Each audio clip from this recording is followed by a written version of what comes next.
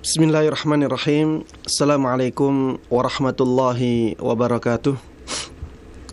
Innal hamdalillah nahmaduhu wa nasta'inuhu wa nastaghfiruh wa na'udzu billahi min shururi anfusina wa min sayyiati a'malina. May yahdihillahu fala mudhillalah wa may yudlil fala hadiyalah. Wa asyhadu an la ilaha illallah wahdahu la syarikalah wa asyhadu anna Muhammadan 'abduhu wa rasuluh sallallahu alaihi wa ala alihi wa sahbihi wa man tabi'ahum bi ihsanin ila yaumil liqa'i. Para jemaah sekalian, kaum muslimin dan kaum muslimat, ikhwati wa akhwati fillah, dimanapun Anda berada, khususnya para pemirsa Roja TV dan para pendengar Radio Roja, rahimani wa rahimakumullah. Mudah-mudahan Allah Subhanahu wa taala memberikan rahmatnya kepada kita semuanya. Alhamdulillah, pada kesempatan yang baik ini kita bisa kembali bertemu dalam kajian ilmu. Mudah-mudahan Allah Subhanahu wa taala terus memberikan kepada kita taufiknya menjadi orang-orang yang selalu ikhlas dalam mengamalkan amal-amal kebaikan, sehingga Allah Subhanahu wa taala memberikan kepada kita pahala yang mulia di sisinya. Salawat dan salam semoga selalu tercurahkan kepada Nabi yang sangat kita cintai, Nabi yang sangat kita kagumi, Nabi yang selalu kita junjung tinggi, Nabi yang selalu kita taati dan kita percayai, Nabi Agung Muhammad sallallahu alaihi wasallam. Mudah-mudahan salawat dan salam tersebut juga tercurahkan kepada seluruh keluarga beliau, seluruh sahabat beliau, dan seluruh kaum muslimin yang mengikuti beliau dan para sahabatnya dengan baik hingga hari akhir nanti. Ikhwati wa akhwati fillah, saudara-saudariku kaum muslimin dan kaum muslimat dimanapun Anda berada, pembahasan kita kali ini masih berkaitan dengan masalah-masalah yang bisa membatalkan wudu kita. Kita kemarin sudah membahas beberapa masalah yang bisa membatalkan wudu kita. Di antaranya keluarnya sesuatu dari dua jalan kotoran, yaitu qubul dan dubur. Kita juga sudah membahas bahwa keluarnya madhi, wadi, begitu pula mani, itu membatalkan wudu kita. Kemudian kita juga sudah membahas tentang tidur, bahwa tidur bisa membatalkan wudu. Namun tidak semua tidur. Tidur yang membatalkan wudu adalah tidur yang nyenyak, ya, tidur yang sudah menjadikan seseorang kehilangan perasaannya terhadap apa yang terjadi di sekitarnya. Dia tidak merasakan apa yang terjadi di sekitarnya, baik dari sisi suara ataupun dari sisi sentuhan orang terhadap dia. Ya, tidur yang berat itulah tidur yang membatalkan wudu. Adapun tidur ringan yang seseorang masih seperti ngantuk, ya, ketika dipanggil dia mendengar panggilan tersebut, atau ketika disentuh dengan sentuhan yang ringan dia masih merasakannya, maka tidur yang seperti ini tidak membatalkan wudu. Wallahu ta'ala a'lam. Pada kesempatan kali ini kita akan membahas tentang pembatal yang berikutnya, yaitu hilangnya akal. Hilangnya akal ini membatalkan wudu. Hilangnya akal ini membatalkan wudu, dan ini sudah disepakati oleh para ulama, sebagaimana disebutkan Imam Ibn Munzir rahimahullahu ta'ala. Hilangnya akal bisa terjadi dengan mabuk, bisa terjadi dengan minum minuman keras, atau memakai obat-obatan terlarang sehingga menjadikan akal hilang. Akal hilang juga bisa dengan pingsan. Ketika seseorang pingsan, maka akalnya hilang.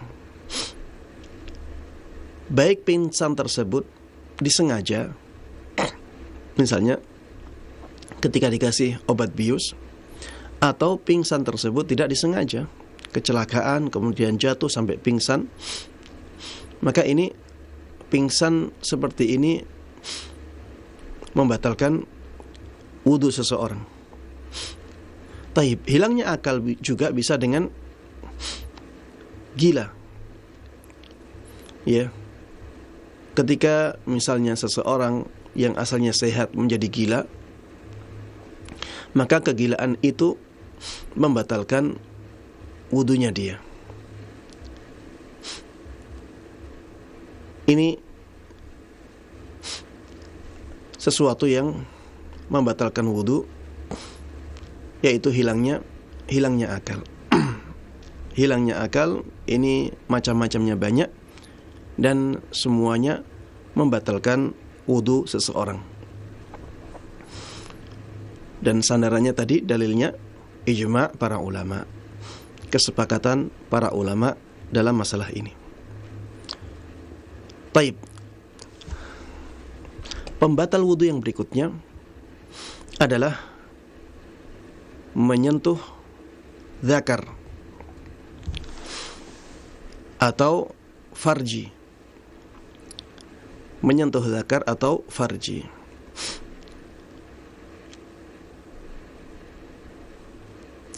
Sebenarnya dalam masalah ini ada banyak pendapat di kalangan para ulama.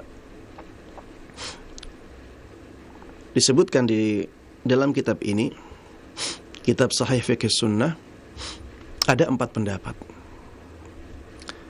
2 pendapat dasarnya adalah tarjih.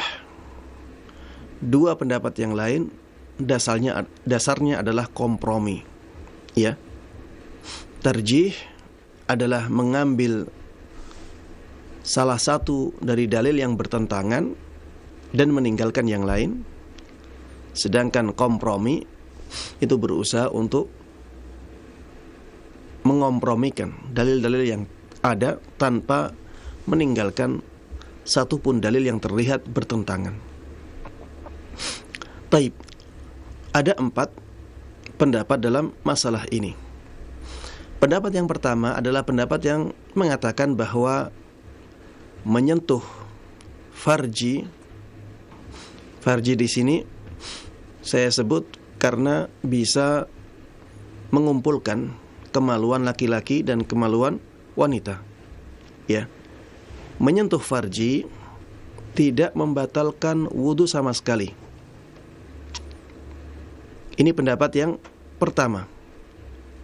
Pendapat ini dipilih oleh Imam Abu Hanifah rahimahullahu ta'ala.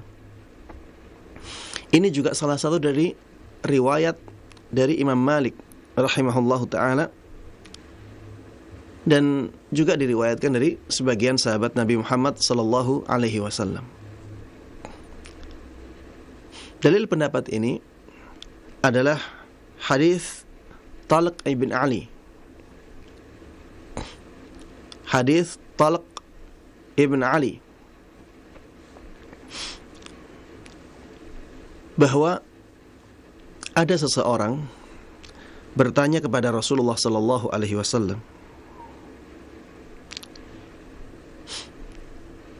tentang orang yang menyentuh dzakarnya setelah dia berwudu. Maka Rasulullah sallallahu alaihi wasallam menjawab, "Hal huwa illa bad'atum mink?" Bukankah itu salah satu dari bagian tubuhmu? Bukankah itu salah satu dari bagian tubuhmu? Sebagaimana bagian tubuh yang lain ketika engkau sentuh tidak membatalkan wudu, begitu pula dengan dzakarmu. karena itu bagian dari tubuhmu, dia tidak membatalkan wudu. Ini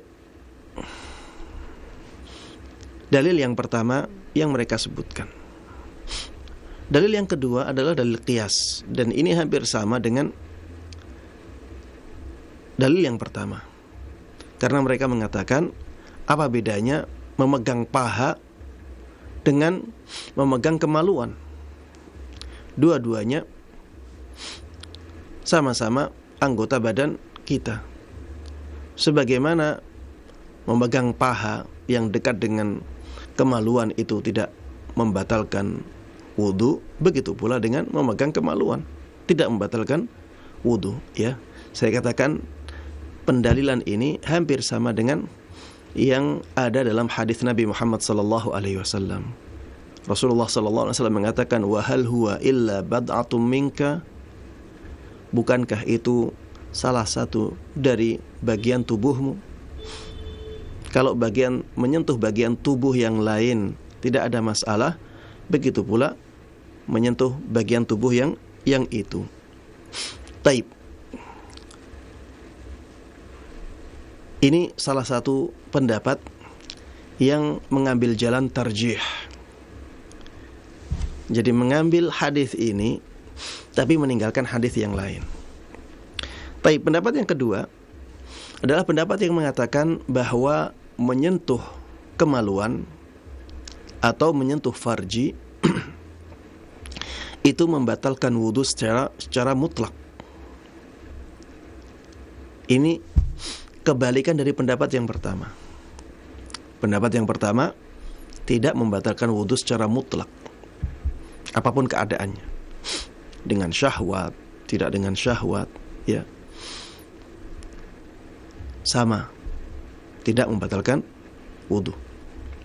Pendapat yang kedua ini mengatakan membatalkan wudu secara mutlak, baik dengan syahwat ataupun tanpa syahwat, baik disengaja ataupun tanpa disengaja. Taib. Apa dalil dari pendapat ini? Taib. Siapa yang mengatakan pendapat ini? Di antaranya adalah imam kita, Imam Syafi'i rahimahullahu ta'ala. Begitu pula ini pendapatnya guru beliau, yaitu Imam Malik rahimahullahu ta'ala, dalam pendapat yang masyhur, ya, dalam riwayat yang masyhur dari Imam Malik, beliau mengatakan bahwa menyentuh kemaluan itu membatalkan wudu secara mutlak. Ini juga pendapatnya Zahiriyah, Imam Ibn Hazm rahimahullahu ta'ala. Begitu pula pendapatnya mayoritas sahabat Nabi Muhammad sallallahu alaihi wasallam. Para ulama yang berpendapat dengan pendapat yang kedua ini berdalil dengan hadis Busrah bint Safwan, bahwa Nabi kita Muhammad sallallahu alaihi wasallam pernah bersabda, "Man massa dzakarahu falyatawadda." Barang siapa yang menyentuh zakarnya, maka berwudulah dia. Maka dia diperintahkan untuk berwudu. Dalam riwayat lain, "Man massa farjahu falyatawadda." Barang siapa yang menyentuh farjinya atau kemaluannya, maka berwudulah. Dan ini menunjukkan bahwa berwudu setelah menyentuh kemaluan itu diwajibkan. Kenapa? Karena Rasulullah sallallahu alaihi wasallam memerintahkan, dan pada asalnya perintah itu menunjukkan hukum wajib. Dan di sini Rasulullah sallallahu alaihi wasallam tidak membedakan antara keadaan yang satu dengan keadaan yang lainnya, sehingga maknanya umum. Dalam semua keadaan, ketika seseorang menyentuh kemaluannya, maka dia diperintahkan atau diwajibkan untuk berwudu. Pendapat yang kedua ini juga merupakan pendapat yang mengambil jalan tarjih, yaitu menggunakan atau mengambil hadis Busrah binti Safwan dan meninggalkan hadis Talq ibn Ali, hadis yang dipakai untuk yang dipakai oleh mereka yang berpendapat dengan pendapat yang pertama.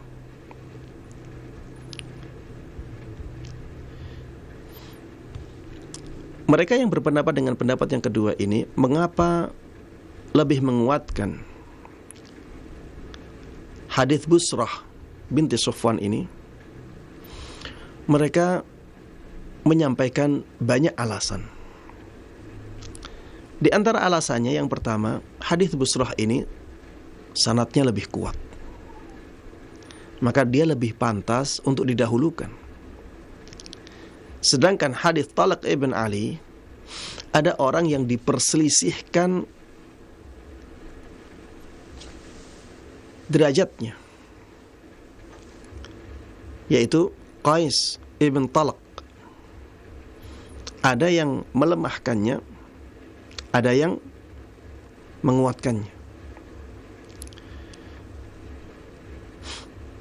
Sehingga hadis Busrah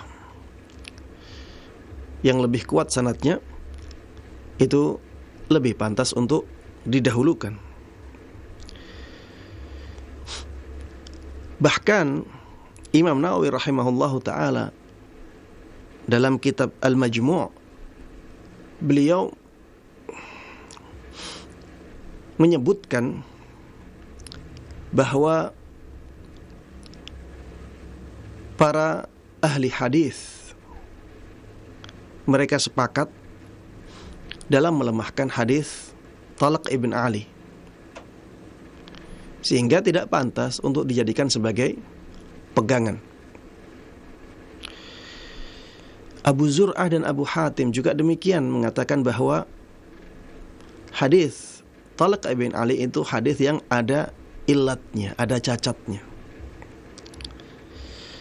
sehingga tidak pantas untuk dijadikan sebagai pegangan.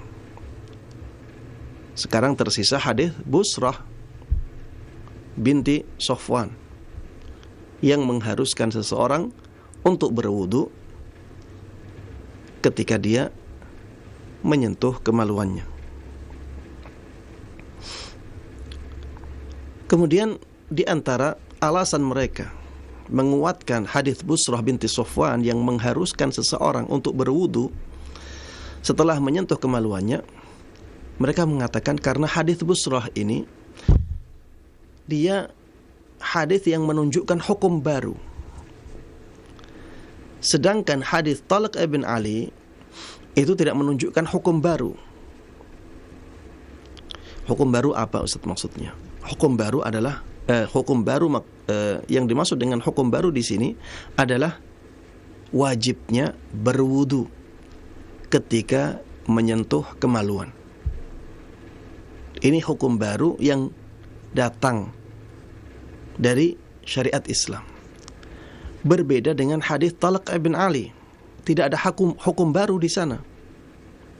Karena dikatakan bahwa menyentuh kemaluan itu tidak membatalkan wudu sebagaimana menyentuh bagian yang lain.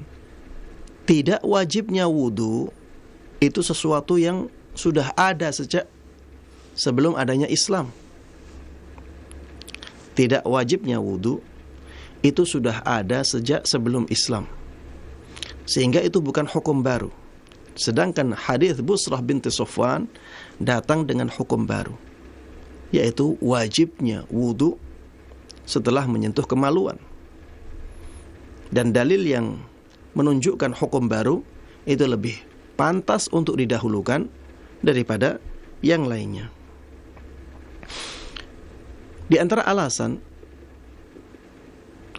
para ulama dalam menguatkan hadis Busrah binti Safwan adalah bahwa perawi-perawinya lebih banyak dan lebih kuat daripada hadis Talq ibn Ali. Ibnu Hazm rahimahullahu taala sampai menyebutkan ya belasan perawi dari sahabat Nabi Muhammad sallallahu alaihi wasallam yang meriwayatkan ya yang sama dengan periwayatannya Busrah binti Safwan. Periwayatan yang menunjukkan bahwa ketika seseorang menyentuh zakarnya maka dia diperintahkan dan diwajibkan untuk berwudu. Ini diriwayatkan dari belasan sahabat Nabi Muhammad sallallahu alaihi wasallam. Sehingga hadis yang menunjukkan wajibnya seseorang untuk berwudu karena menyentuh kemaluan itu lebih layak untuk didahulukan. Taib. Pendapat yang kedua ini mereka juga ya mengatakan bahwa kalaupun hadis Talq ibn Ali itu bisa dijadikan sebagai hujjah, maka kita bisa membawa hadis tersebut kepada keadaan ketika seseorang menyentuh kemaluannya saat sedang ketika ada penghalangnya. Saya ulangi, mereka juga mengatakan bahwa hadis Talq ibn Ali itu menjelaskan tentang menyentuh kemaluan saat ada penghalangnya. Kenapa? Karena mereka mengatakan ada riwayat yang mengatakan bahwa pertanyaan tersebut itu tentang seseorang yang menyentuh kemaluannya saat sedang sholat. Ya, mereka mengatakan demikian. Ada riwayat yang mengatakan bahwa hadis Talq ibn Ali itu tentang orang yang bertanya kepada Rasulullah sallallahu alaihi wasallam tentang hukum orang yang menyentuh kemaluannya saat sedang sholat.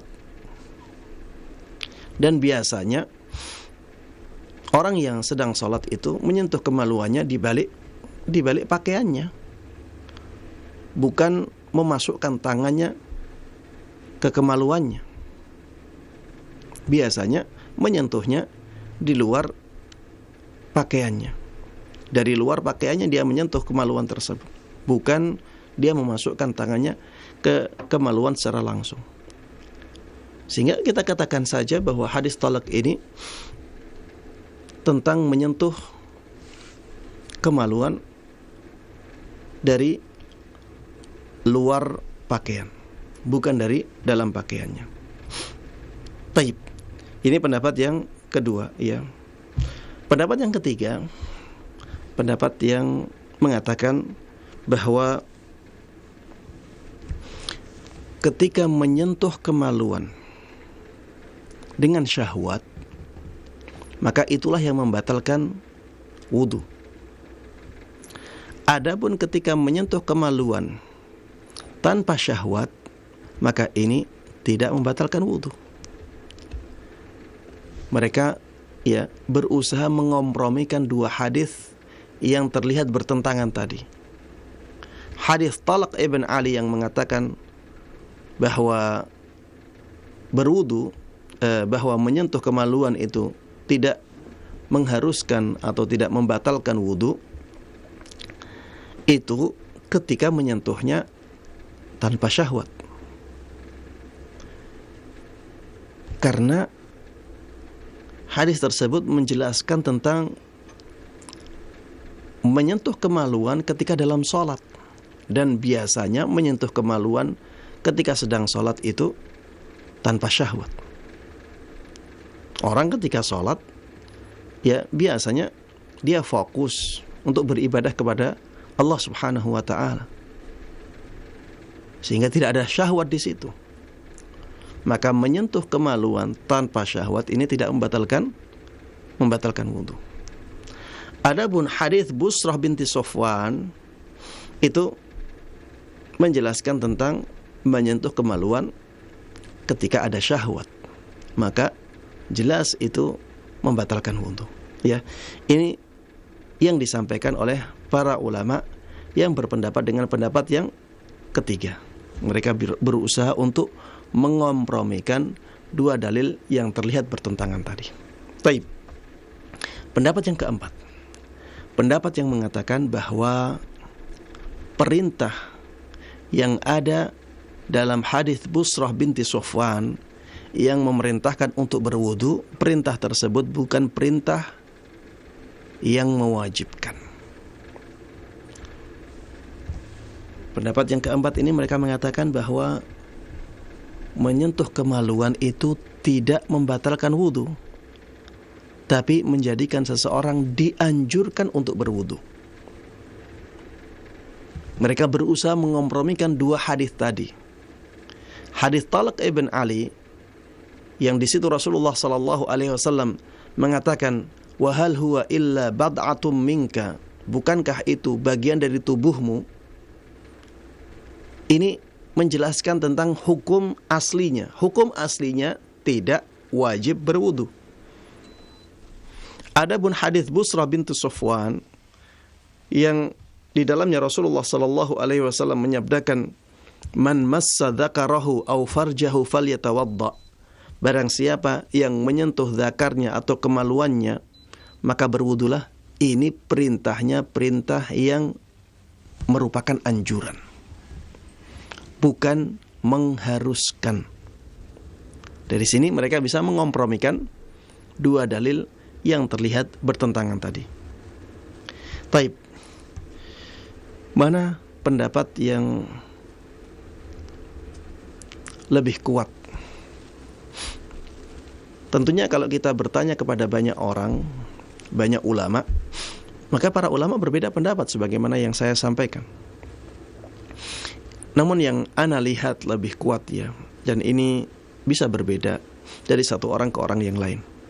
Yang ana lihat lebih kuat adalah pendapat yang mengatakan bahwa menyentuh kemaluan membatalkan wudu secara mutlak. Menyentuh kemaluan membatalkan wudu secara mutlak. Kenapa demikian? Karena dari sisi sanad hadis Busrah lebih kuat. Dari sisi sanad hadis Busrah binti Sofwan lebih kuat.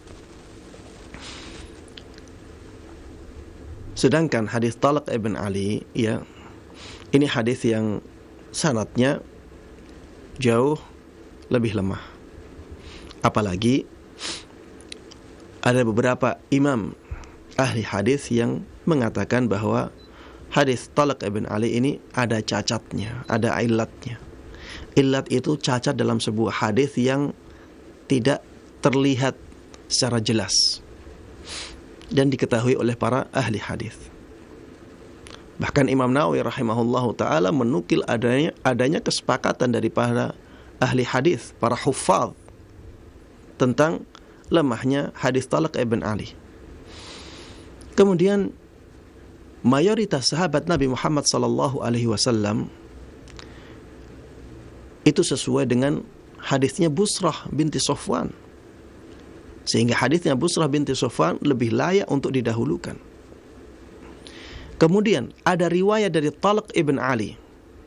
Ada riwayat dari Talq ibn Ali yang menjelaskan bahwa beliau berwudu ketika menyentuh kemaluan. Sehingga Talq ibn Ali sendiri itu menyelisih riwayatnya. Sehingga kita menjadi sangat sangsi ketika mengambil riwayat Talq ibn Ali yang beliau sendiri meninggalkannya. Kemudian di antara yang menguatkan pendapat yang kedua ini, yaitu pendapatnya Imam Malik dalam mazhabnya yang masyhur, begitu pula pendapatnya Imam Syafi'i rahimahullahu taala, begitu pula pendapatnya Ibnu Hazm rahimahullahu taala, ya. Kenapa kita kuatkan pendapat ini? Karena ini lebih hati-hati. Ini lebih hati-hati. Kalau misalnya ada orang menyentuh zakarnya, dia berwudu, kemudian sholat, tidak ada yang mengatakan sholatnya tidak sah. Tapi kalau misalnya ada orang menyentuh zakarnya, kemudian langsung sholat, ya, ada banyak ulama yang mengatakan salatnya tidak sah.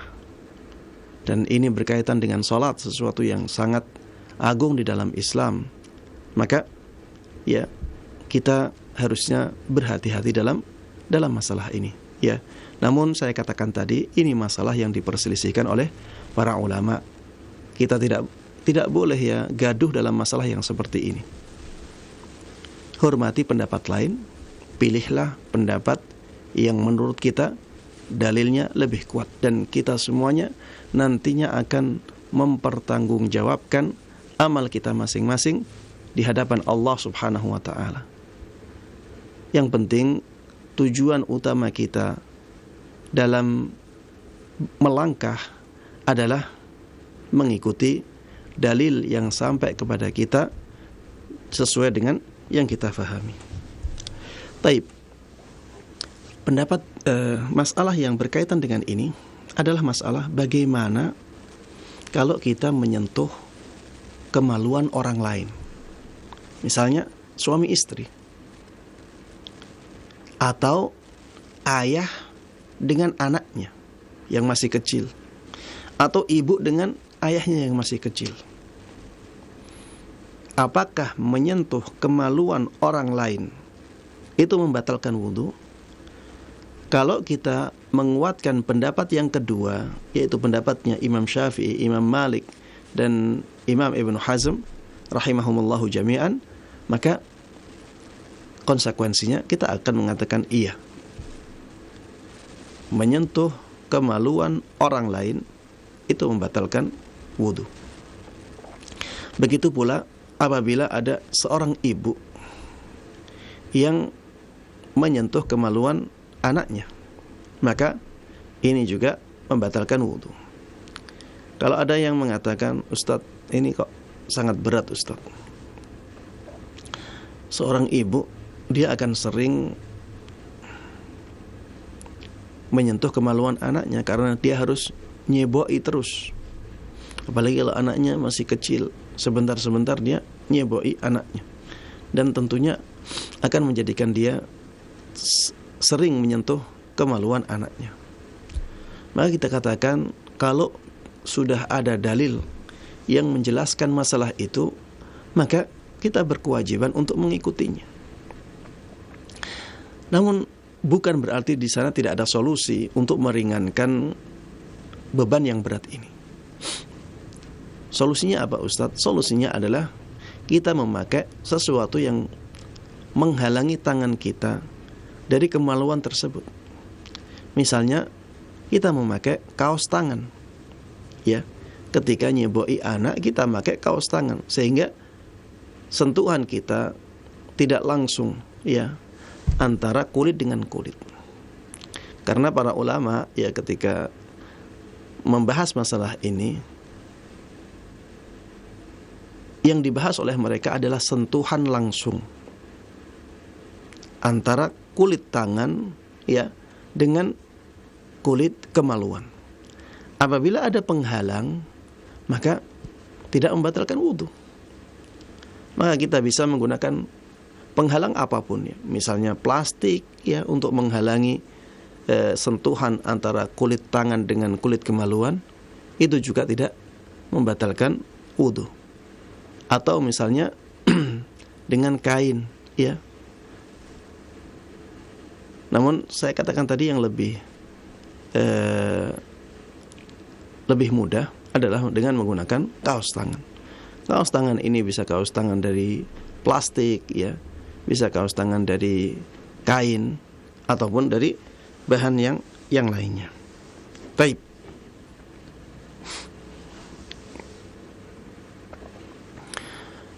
Permasalahan juga yang berkaitan dengan permasalahan ini adalah apakah menyentuh dubur? Apakah menyentuh dubur itu membatalkan wudu? Ada khilaf di kalangan para ulama dalam masalah ini. Ada yang mengatakan iya, karena dubur itu masuk dalam kategori farji. Kata-kata farji, man massa farjana, man massa farjahu falyatawadda. Barang siapa yang menyentuh farjinya, maka berwudulah. farji itu masuk di dalamnya dubur. Yang dimaksud dengan dubur di sini adalah ya lubang dubur, bukan pantatnya atau daerah sekitarnya.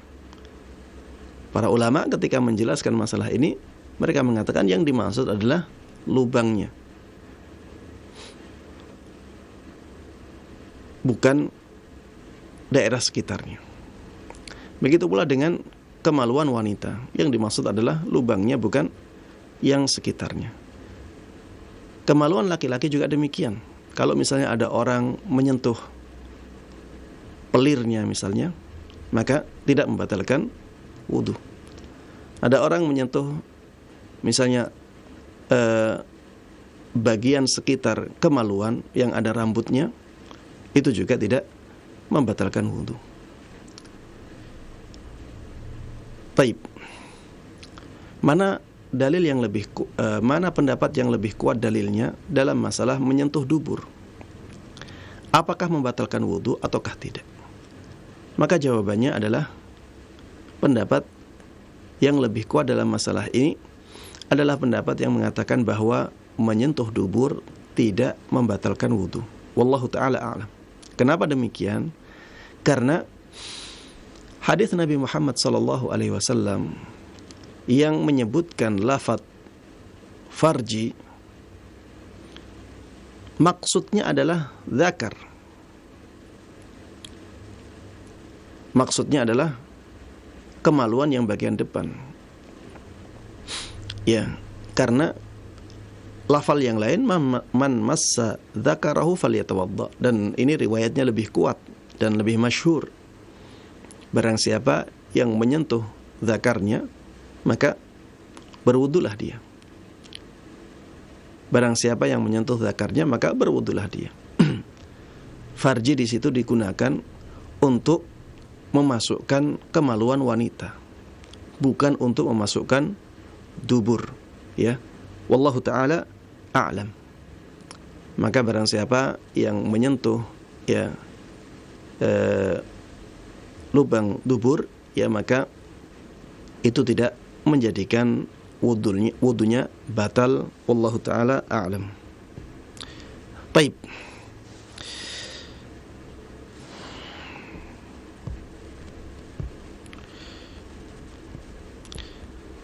Pembatal yang terakhir, para jamaah sekalian yang semoga dimuliakan dan dirahmati oleh Allah Subhanahu wa taala, adalah memakan daging onta. Memakan daging onta ini membatalkan wudu. Ini pendapat yang rajih dalam masalah ini.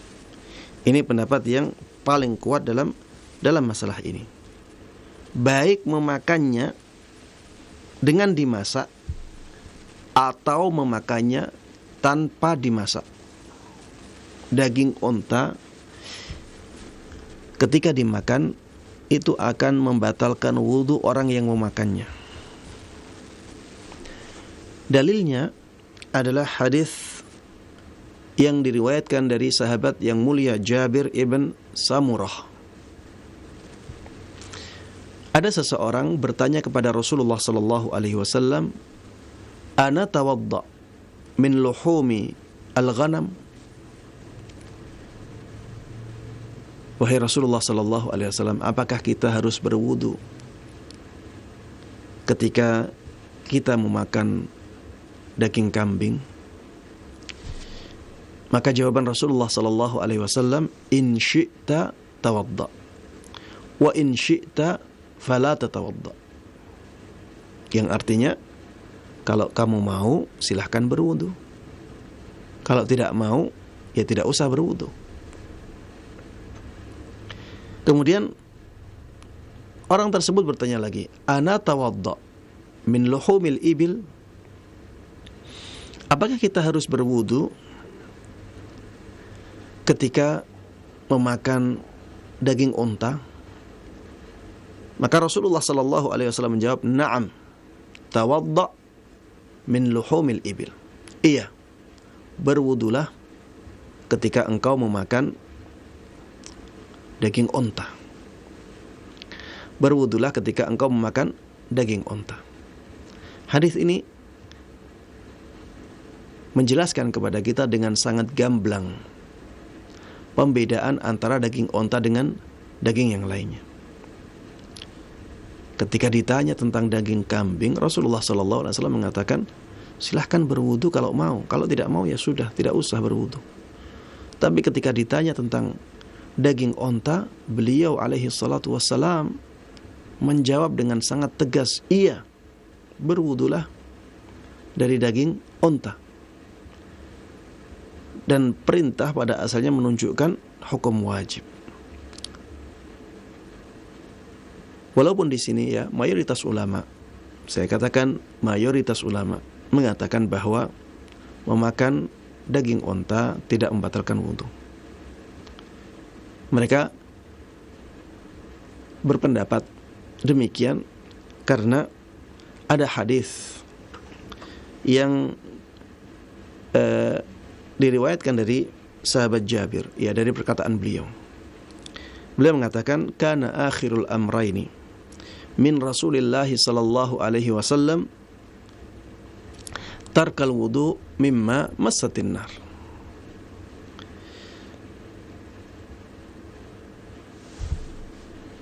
Perkara yang paling akhir dari dua perkara yang ada, ya, adalah meninggalkan wudu dari memakan sesuatu yang disentuh oleh api.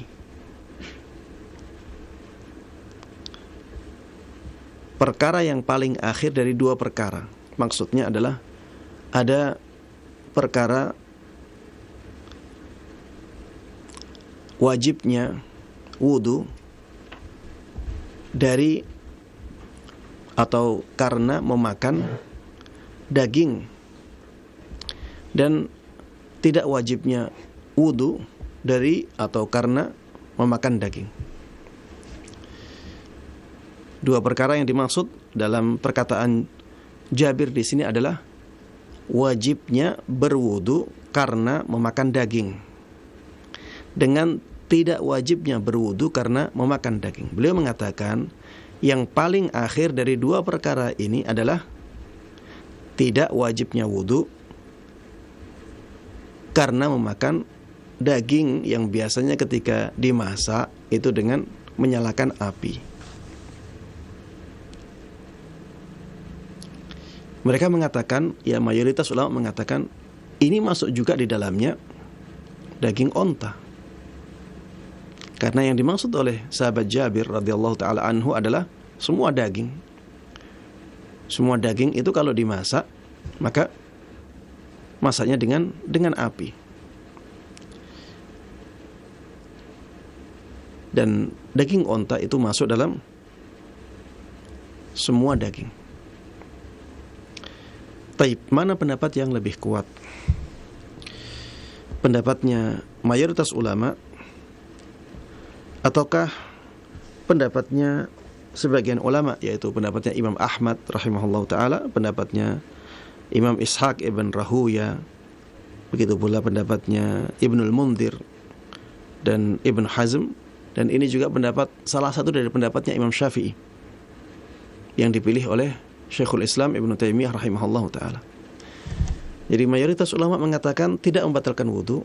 Ya, sebagian ulama yang saya sebutkan tadi, Imam Ahmad, Ishaq ibn Rahuya, Ibn Hazm, kemudian salah satu pendapatnya Imam Syafi'i, begitu pula Ibnul Mundhir mengatakan ini membatalkan wudu. Mana dari dua pendapat ini yang lebih kuat? Ya, maka jawabannya adalah pendapat yang pertama, pendapat yang mengatakan bahwa memakan daging onta itu membatalkan wudu. Kenapa? Karena sebenarnya hadis yang menjelaskan tentang makan daging onta ini hadis yang khusus. Sedangkan hadisnya jumhur ulama, ya, itu hadisnya umum. Sehingga hadis yang khusus menjelaskan tentang daging onta ini harusnya lebih didahulukan daripada hadis umum. Ya, harusnya lebih didahulukan daripada hadis yang umum petunjuknya. Dan hadis yang umum tersebut bisa kita terapkan pada selain daging onta. Hadis yang umum tersebut bisa kita terapkan pada masalah daging-daging selain daging onta. Sedangkan daging onta kita pakai hadis yang khusus, sehingga sebenarnya dua hadis ini tidak bertentangan sama sekali. Maka yang dimaksud dalam perkataan sahabat Jabir ibn Abdullah radhiyallahu taala anhu adalah daging-daging selain daging onta.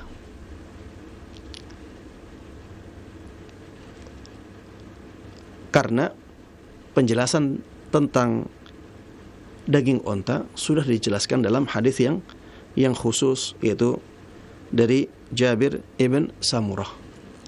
Wallahu taala a'lam. Kemudian pendapat yang mengatakan bahwa memakan daging onta itu membatalkan wudu, ya, ini lebih hati-hati, sehingga lebih layak untuk didahulukan. Wallahu ta'ala a'lam. Taib, demikian para pemirsa Roja TV dan para pendengar Radio Roja yang semoga dimuliakan dan dirahmati oleh Allah Subhanahu wa taala. Berakhirlah kajian kita pada kesempatan kali ini. Wallahu ta'ala a'lam. Wa sallallahu wa sallama wa baraka ala nabiyyina Muhammadin wa ala alihi wa sahbihi wa man tabi'ahum bi ihsanin ila yaumiddin. Alhamdulillahi rabbil alamin. Nah, jazakallahu khairan wa barakallahu fikum kepada Ustaz Dr. Musyafa Darini hafizahullah taala atas pemberian materi dari kajian yang bermanfaat di kesempatan pagi yang berbahagia ini, masih berkaitan dengan pembatal-pembatal wudu. Nah, khotbah Islam jazakumullah, saatnya kami membuka sesi tanya jawab. Halo, Assalamualaikum warahmatullahi wabarakatuh. Waalaikumsalam warahmatullahi wabarakatuh. Mohon maaf Ibu, dikecilkan terlebih dahulu volume televisi atau radionya. Sudah. Silakan, dari Ibu siapa, di mana? Dari hamba Allah di Riau. Silakan Ibu. Ini Ustaz, di akhir waktu salat subuh, waktu saya memiliki anak yang masih bayi umur 6 bulan, dan saya melakukan salat subuh, saya membaca ayat akhir dan belum salam, anak saya hampir jatuh. Jadi refleks saya ketika anak mau jatuh itu, saya mengambil anak itu dan tidak mengetahui kalau saya belum mengucapkan salam. Terus anak saya nangis, lalu saya pangku anak itu. Jadi apakah sholat saya ini sah atau tidak? Terima kasih. Assalamualaikum warahmatullahi wabarakatuh. Waalaikumsalam warahmatullahi wabarakatuh. Tafadhol Ustaz. Iya. Tadi berarti ibunya belum salam, ya. Belum salam di dalam sholatnya. Seharusnya ya, ketika seseorang lupa untuk salam karena ada sesuatu yang menyibukkan dia, misalnya tadi anak, ya, harusnya ketika ingat salam. Ya, harusnya ketika ingat salam. Ini kalau jaraknya tidak begitu lama. Kalau jaraknya lama, walaupun dia salam, maka salamnya menjadi tidak dianggap. Ya, salamnya tidak dianggap, sehingga seakan-akan ibu yang sholat ini menjalankan sholatnya tapi tidak melakukan salam. Apa konsekuensinya? Konsekuensinya sholatnya tidak sah. Konsekuensinya sholatnya tidak sah karena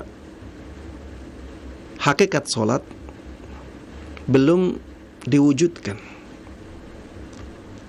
Hakikat sholat itu melakukan rukun-rukun sholat dari mulai takbiratul ihram hingga salam, ya. Tahrimuha at-takbir wa tahliluha at-taslim. ya, yang memasukkan seseorang ke dalam salat itu takbirnya, takbiratul ihram. Yang mengeluarkan seseorang dari salatnya itu salam, ya. Maka ketika seseorang belum salam, maka dia belum mewujudkan hakikat salat dengan sempurna. Konsekuensinya salatnya menjadi tidak sah. Solusinya apa, Ustaz? Solusinya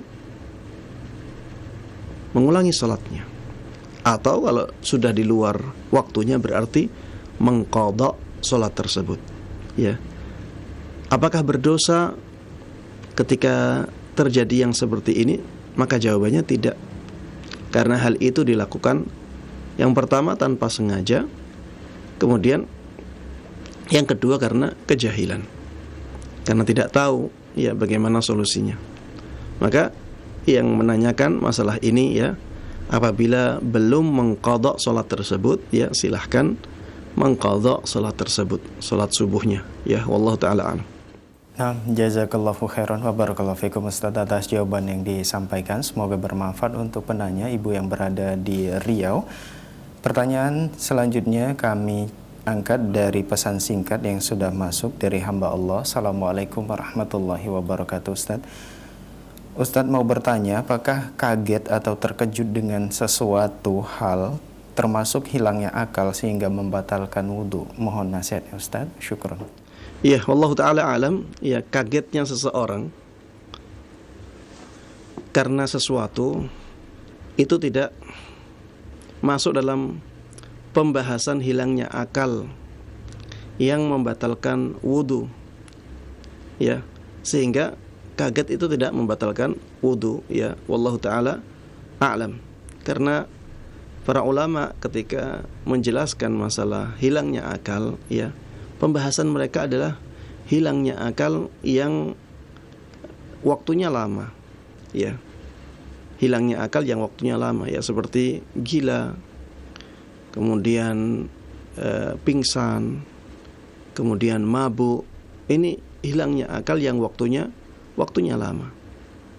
Adapun ya pikiran kosong misalnya, ini tidak membatalkan wudu, ya, karena sebenarnya akalnya masih berfungsi, ya.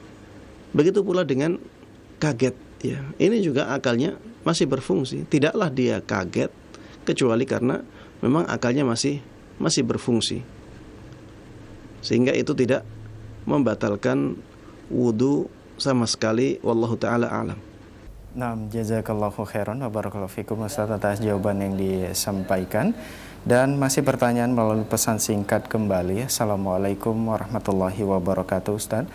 Ustaz, jika dalam sholat, mohon maaf, kemaluan kita gatal, kemudian kita garuk pas di celana atau sarung, apakah hal ini dapat membatalkan wudhu kita Ustaz? Jazakallahu khairan. Iya, tadi sudah dijelaskan dalam kajian, ya, bahwa yang membatalkan wudhu itu menyentuh kemaluan tanpa penghalang. Ini yang membatalkan wudhu. Adapun apabila seseorang menyentuh kemaluan, ya, dengan adanya penghalang antara kulit tangan dengan kulit kemaluan, maka ini tidak membatalkan wudhu, ya.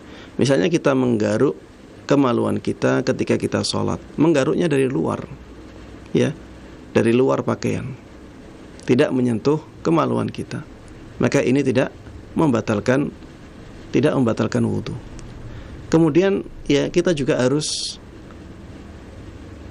faham, ya, bahwa yang membatalkan wudhu itu menyentuh dengan telapak tangan kita, menyentuh kemaluan kita secara langsung dengan telapak tangan kita. Adapun misalnya ketika menyentuhnya dengan lengan, ya, dengan lengan kita atau dengan siku kita, menyentuhnya dengan kaki kita, kita menyentuh kemaluan dengan kaki kita, maka itu tidak membatalkan wudhu. Yang membatalkan wudhu itu menyentuh kemaluan kita secara langsung tanpa adanya penghalang dengan telapak tangan kita, ya, baik yang bagian dalam maupun yang bagian yang bagian luar. Ada khilaf dalam masalah ini. Apakah hanya bagian dalam saja ataukah yang luar juga ikut? Ya, ada khilaf, namun wallahu taala alam, saya memilih pendapat yang mengatakan bahwa telapak tangan semuanya ini masuk ya dalam pembahasan itu. Menyentuh tangan dengan telapak tangan kita ini, baik yang bagian dalam ataupun bagian luar, itu bisa membatalkan wudu kita, ya. Wallahu taala alam. Demikian yang bisa ana sampaikan dalam kesempatan kali ini, dan ini menjadi penutup dari pertemuan kita kali ini. Mudah-mudahan apa yang kita bahas bersama bermanfaat bagi kita semuanya. Mudah-mudahan Allah berkahi ilmu kita, dan mudah-mudahan Allah Subhanahu wa taala menjadikan kita semuanya orang-orang yang mendapatkan taufik dapat menerapkan ilmu yang sampai kepada kita dengan baik dan mudah, dan bisa menyebarkannya kepada orang lain. Amin amin ya rabbal alamin. Wa sallallahu wa sallama wa baraka ala nabiyyina Muhammadin wa ala alihi wa sahbihi wa man tabi'ahum bi ihsanin ila yaumiddin.